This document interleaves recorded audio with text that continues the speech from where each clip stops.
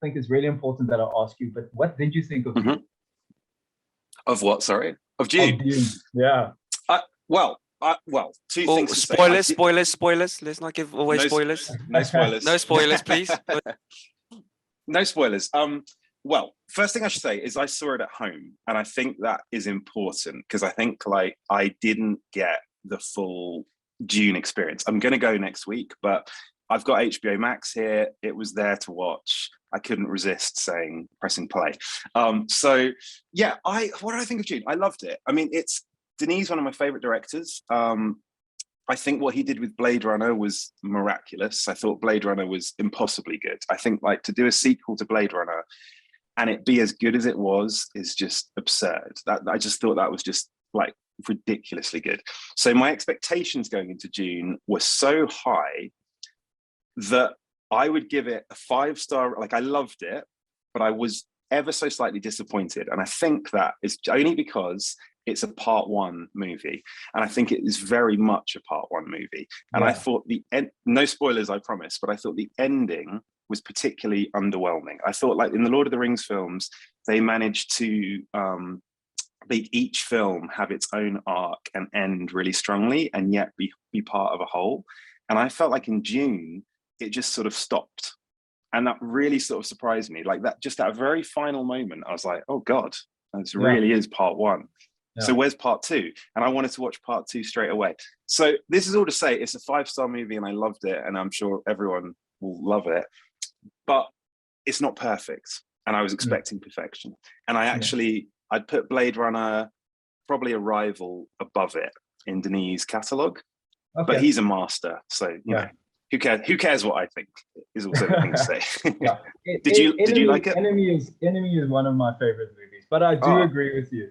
This is Dune had the Matrix Revolutions ending. You know, you stop in the middle and I got to sit back and wait. But it really does feel like Greg Fraser is coming into.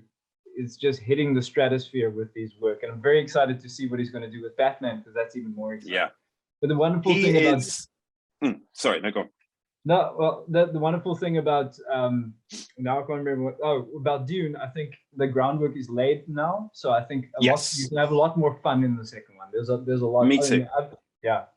So I totally agree. I think it's just a shame they haven't made the second one yet because it's not even greenlit. You know, I think it'll get greenlit today, but it's not greenlit yet. So by the time they go over there, make it, post it, and it gets released, we're talking 2-3 years. I think that's a long time off of the ending that they left us with.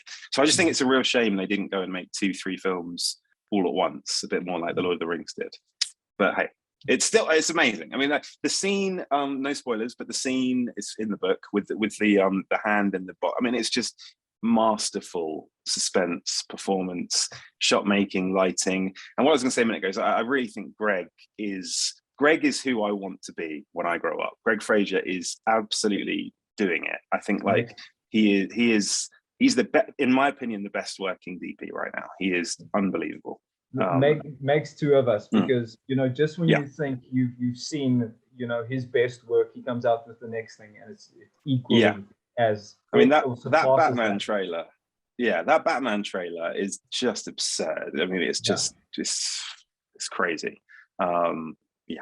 And he's a lovely guy as well. He's really great. A lot of my crew, like Batman was made in the UK, and I was doing a job at Warner Studios whilst they were making the Batman. So a lot of my crew were actually going across to Batman, and I was like, yeah, I would go too.